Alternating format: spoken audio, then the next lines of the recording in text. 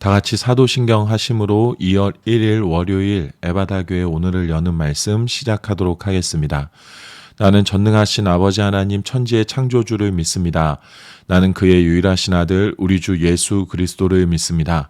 그는 성령으로 잉태되어 동정녀 마리아에게서 나시고 본디오 빌라도에게 고난을 받아 십자가에 못 박혀 죽으시고 장사된 지 사흘 만에 죽은 자 가운데서 다시 살아나셨으며 하늘에 오르시어 전능하신 아버지 하나님 우편에 앉아 계시다가 거기로부터 살아있는 자와 죽은 자를 심판하러 오십니다. 나는 성령을 믿으며 거룩한 공교회와 성도의 교제와 죄를 용서받는 것과 몸의 부활과 영생을 믿습니다. 아멘. 하나님께서 오늘 우리에게 주신 말씀은 구약성경 창세기 29장 21절에서 30절까지의 말씀입니다. 구약성경 42페이지 창세기 29장 21절에서 30절까지의 말씀입니다.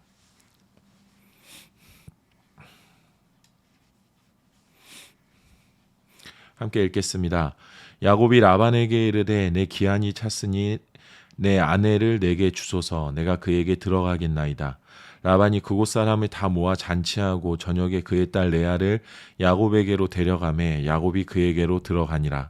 라반이 또 그의 여종 실바를 그의 딸 레아에게 시녀로 주었더라. 야곱이 아침에 보니 레아라. 라반에게 이르되 외삼촌이 어찌하여 내게 이같이 행하셨나이까? 내가 라헬을 위하여 외삼촌을 섬기지 아니하였나이까?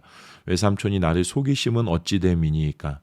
라반이 이르되 언니보다 아우를 먼저 주는 것은 우리 지방에서 하지 아니하는 바이라. 이를 위하여 7일을 채우라. 우리가 그 돈에게 주리니 내가 또 나를 7년 동안 섬길지니라. 야곱이 그대로 하여 그 7일을 채우매 라반이 딸 라헬도 그에게 아내로 주고 라반이 또 그의 여종 비라를 그의 딸 라헬에게 주어 시녀가 되게 하매 야곱이 또한 라헬에게로 들어갔고 그가 레아보다 라헬을 더 사랑하여 다시 7년 동안 라반을 섬겼더라. 아멘. 오늘 우리가 함께 읽은 이 본문의 말씀에는 삼촌 라반의 집으로 피신한 야곱이 삼촌의 딸 레아와 라헬을 아내로 맞이하게 되는 장면이 기록되어져 있습니다. 이 말씀을 처음 보면 그리고 또 우리가 오랫동안 성경을 배우고 읽고 또 들으면서 느껴지는 받게 되는 느낌은 삼촌이 정말 나쁜 사람이다. 어떻게 딸들을 데리고 장사하는 듯한 모습을 보이고 있는지, 또 어떻게 머나먼 땅에서 자기를 의지하고 찾아온 조카 야곱을 이렇게 속일 수가 있는지 정말 나쁜 사람처럼 비춰지고 있습니다. 야곱의 삼촌 라반이 야곱을 대하는 데에는 분명한 계산이 깔려져 있었습니다. 야곱이 라헬을 아내로 맞이하기 위해서 7년이라는 시간을 봉사했는데 막상 결혼해보니 라헬의 언니 레아였습니다. 야곱이 어떻게 이럴 수 있냐고 따지자 라반은 지역의 풍습이 그렇다라고 이야기하죠. 26절입니다. 라반이 이르되 언니보다 아우를 먼저 주는 것은 우리 지방에서 하지 아니하는 바이라. 그리고 한 가지 더 제안합니다. 라헬도 너에게 주고 싶다. 그런데 라헬도 아내로 맞이하기 위해서는 7일 후에 다시 결혼하고 아내로 맞이하고 라헬을 앞으로 7년을 더 봉사해라 라고 제안합니다. 라반이 야곱을 속이고 있는 것만은 아닌 것 같습니다. 그리고 딸들을 야곱의 아내로 보내는 것을 싫어하지도 않고 오히려 좋아하는 것 같습니다. 다만 라반은 야곱을 오랫동안 그의 곁에 붙잡아 놓기를 원하는 마음, 그러한 계산을 가지고 있었습니다. 13절에서 15절까지의 말씀에 보면 라반이 야곱을 처음 만날 때에 그가 어떠한 호의를 베풀었는지 기록되어져 있습니다.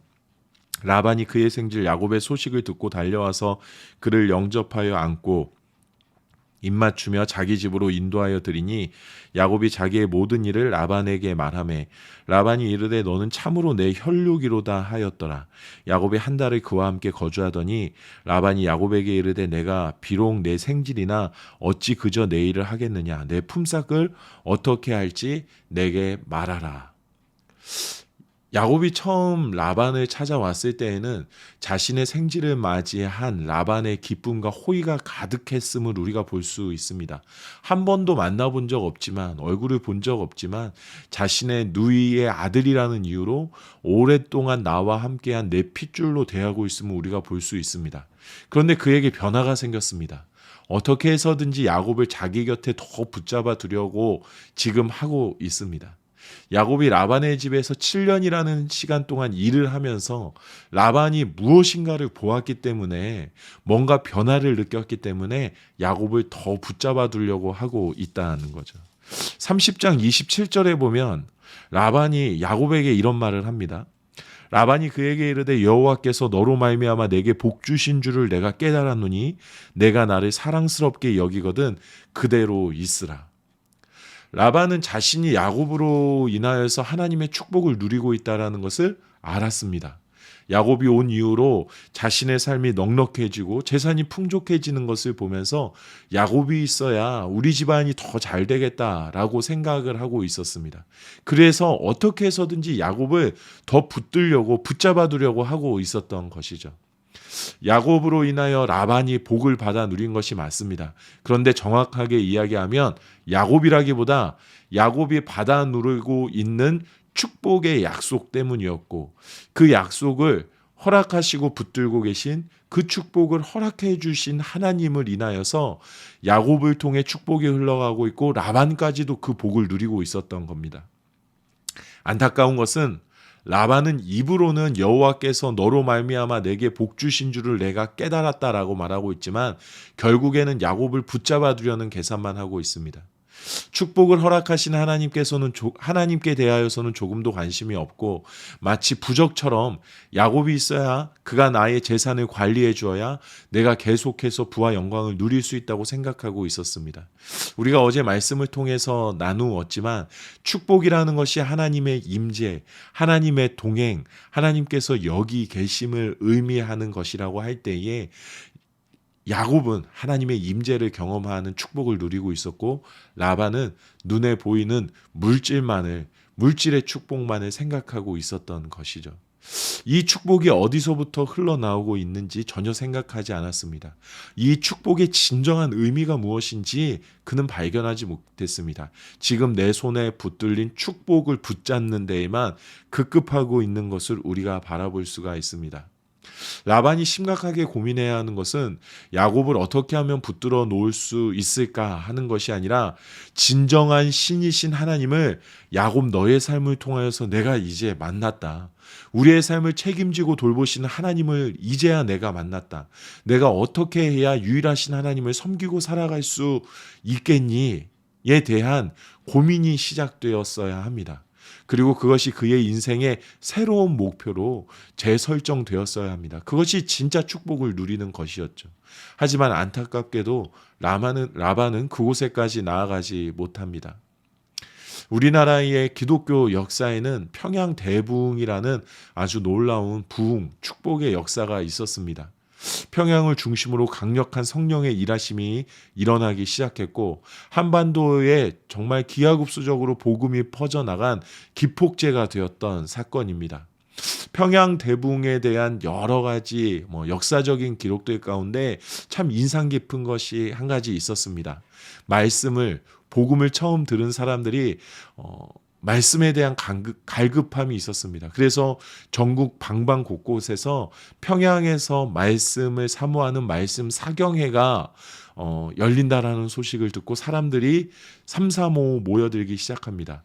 어느 정도로 사람들이 하나님을 사모하는 마음을 가졌냐 하면, 사나흘 먹을 만큼의 쌀을 지게에 메고 온 가족이 생업을 중단하고 하나님의 말씀을 듣기 위해 그들의 삶을 하나님께 바쳤다라는 기록들을 본 적이 있습니다. 하나님께서 말씀을 사모하고 하나님을 간절히 만나길 원하는 우리의 조상들을 하나님께서 기쁘게 받으셨던 겁니다. 그래서 우리의 신앙의 선배들의 그 마음을 바라보시며 우리에게까지 하나님께서 함께 하시는, 우리와 임재하시는, 우리와 동행하시는 그 축복을 받아 누리도록 하나님께서 허락해 주신 겁니다. 우리가 진정으로 축복을 기대하고 바라볼 때에 우리가 더 집중해야 하는 것은 하나님을 바라보는 것이 된다라는 의미입니다. 라반은 진정한 축복은 하나님을 만나는 것이라는 것을 알지 못했습니다. 축복을 받았다고는 하고 있지만 결국에 그는 축복을 얻지 못한 사람, 받지 못한 사람이었습니다. 우리 에바다의 모든 성도님들이 또 이 말씀을 들으시는 모든 분들이 복 많이 받으셨으면 좋겠습니다. 진정한 축복을 마음껏 누리며 살아가면 좋겠습니다. 라반이 받은 축복이 아니라 야곱이 받아 누리고 있는 축복을 가득 받으며 살아가시기를 원합니다.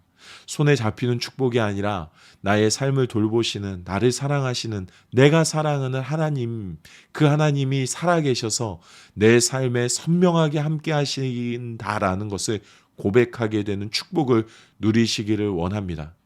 눈에 보이는 축복보다 축복의 근원 되시는 하나님을 더 간절히 열망할 때에 하나님께서 우리의 삶을 야곱과 같이 들어서 사용하실 줄로 믿습니다. 우리가 올 한 해를 시작하면서 창세기의 말씀을 계속해서 보고 있습니다. 지난 한 달을 가만히 되돌아보면서 창세기 이 29장까지의 말씀을 보면서 어떠한 단어가 가장 많이 나왔는지, 또 우리가 어떠한 단어들을 가장 많이 언급하고 그 단어에 대해서 생각을 해봤는지 생각을 해보면 바로 축복, 약속, 이 단어가 아닐까라는 생각을 합니다. 그리고 진정한 축복의 약속은 하나님을 바르게, 올바르게 바라보고 살아가는 것, 그리고 그 하나님이 나의 삶에 함께 계시다라는 것을 믿고 살아가는 것이다라는 것을 우리가 말씀을 통해서 계속해서 반복적으로 깨닫고 듣고 있습니다. 말씀을 통해서 하나님을 만나고, 기도함으로 하나님을 만나고, 찬양하면서 매일의 삶 속에서 매 순간순간마다 하나님을 만나게 되는 은혜를, 그 축복을 하나님께서 허락해 주실 줄로 믿습니다. 하나님의 은혜가 내 삶에, 또 내 영혼 가운데 충만하게 넘칠 때에 하나님께서 나에게 주시는 이 축복의 참된 의미를 발견하고 하나님께서 기뻐하시는 삶을 살아내는 야곱과 같은 삶을 사는 우리가 되기를 원합니다. 하나님만 바라는, 하나님만 붙드는, 그래서 세상에 하나님의 영광을 온전히 드러내는 우리 에바다의 모든 성도님들이 되시기를 우리 주님의 이름으로 축복합니다. 우리 이 시간에 함께 기도하기를 원합니다. 이 기도 제목으로 기도하면 좋겠습니다. 하나님만을 간절히 바라는 나의 영혼, 나의 삶이 되게 해 주십시오라고 기도하면 좋겠습니다. 세상의 헛된 것들을 축복이라 착각하고 오해하고 그것을 누리기 위하여서 하나님을 만나는 것이 아니라, 만나려고 애쓰는 것이 아니라 진정으로 하나님만 갈망하고 하나님만 열망하고 하나님만 간절히 바라는 마음이 내 안에 있을 때에 하나님께서 허락하시는 놀라운 삶의 열매들을 내가 맛보며 살아갈 수 있게 해주십시오라고, 내가 더 하나님께 집중하고 더 하나님만을 바라볼 수 있게 해주십시오. 주변 상황과 상관없이 하나님을 더 깊이 바라보게 해주십시오라고 우리 기도하면 좋겠습니다. 또 한 가지 더 기도할 것은 이번 한 주간도 살아가면서 주님께서 계속해서 동행하시는 그 축복을 누리고 경험하는 삶 살아가게 해주십시오라고 기도하면 좋겠습니다.